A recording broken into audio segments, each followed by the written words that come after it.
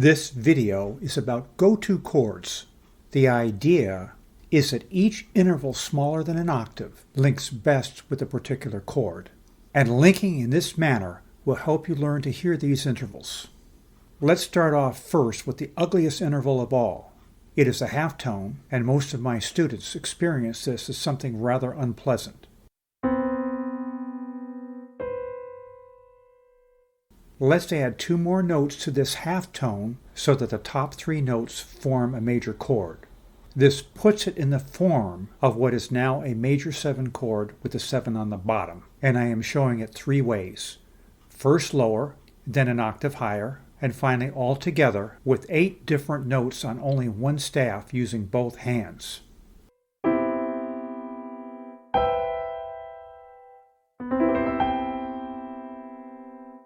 We now have a huge major 7 chord with the 7 on the bottom.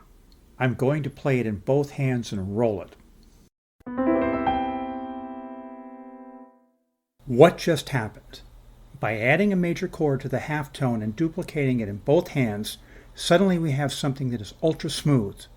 We have a sound that is very common as a final chord in music written in the 20th century and the 21st century. This is what I call a go-to chord. The idea is to link an interval with a chord that is both unique and associated most strongly with that interval. Later, you will find out that all these intervals link to many other chords, but for now, stick with the ones that I am presenting. For a bonus, let's notate that chord that we are now playing in both hands, but using only one staff. We want to see how it stacks. Can you also find the one short interval? We can extract it from this huge 8-note chord that I have written.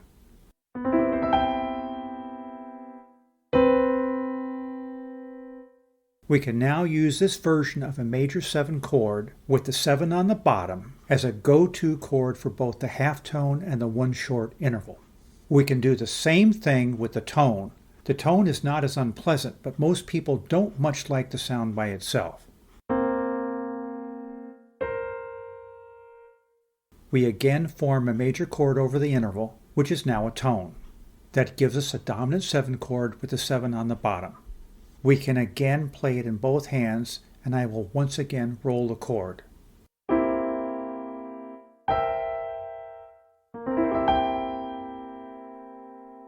Then we will extract the 2 short interval.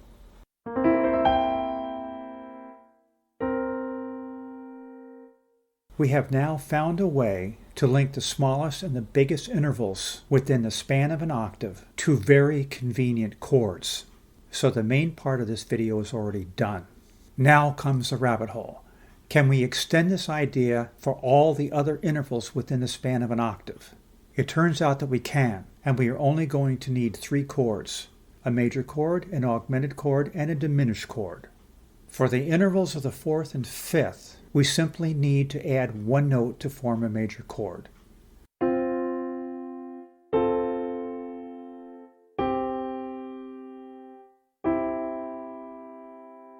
So for these 2 intervals, we want to link a powerful association with major chords. Now let's examine an augmented chord, which we can also call a bitone chord. We want to extract 2 intervals from this chord. An augmented chord contains 2 bitones. The outer part of the chord we can call a quad. Or you can say that it is a half tone bigger than a 5th, or a double bitone, or 4 short, whatever floats your boat. We are now almost done. We can link the diminished chord to our 3 remaining intervals. You might want to think of a diminished chord as a fat chord because that's what it really is. Fat intervals are everywhere in this chord. A fat tone fits perfectly in the diminished chord, and there are always 3 of them in this chord.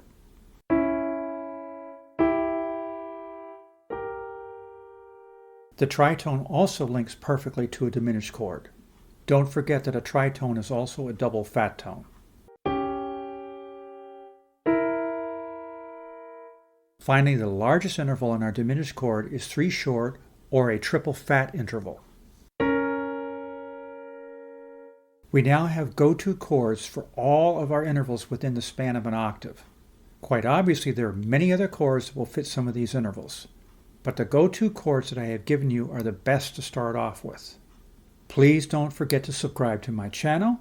Leave me comments about anything that you like, comments about anything you'd like to see in the future, and remember that I consider all suggestions.